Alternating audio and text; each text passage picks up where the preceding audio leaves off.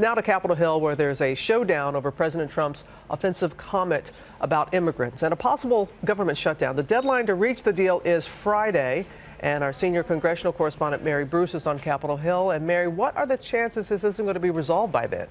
Well, Robin, with just 3 days left until the government runs out of funding up here, the president's vulgar comments about immigrants from African countries have upended negotiations and raised the risk of a government shutdown. This has turned into a show, and we need to get back to being a great country. Lawmakers this morning are scrambling to strike a deal to protect dreamers and get the president on board. So, Mr. President, close this deal. But his profane comment in that immigration meeting last week is still sending aftershocks through Capitol Hill. The conversation was very impassioned. I don't dispute that the president was using tough language. Quizzed on Capitol Hill Tuesday, Homeland Security Secretary Kirstjen Nielsen, who was in the room when sources say the president used a vulgar slur to describe African countries, and asked why the U.S. can't take in more immigrants from places like Norway. What was that strong language?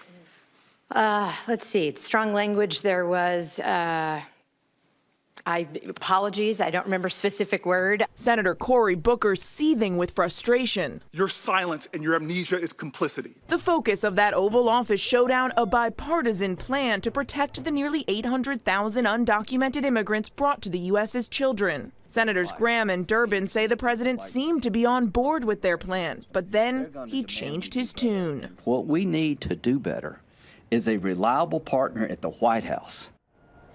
Now, Democrats see this Friday's deadline to pass a spending bill as their best chance to get something done to protect dreamers, while Republicans are now pushing for a short-term extension to give them another month to negotiate. But it's not clear if they can get enough Democrats on board with that plan. Bottom line, George, this morning, a shutdown is still a real possibility. It is possible. You got the Democrats balking because they want DACA included. You also have a threat from House conservatives.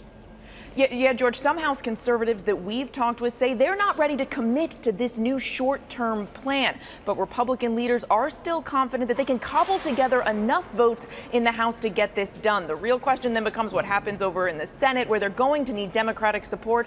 That is still a big X factor. Okay, Mary, thanks. Well, hey there, GMA fans.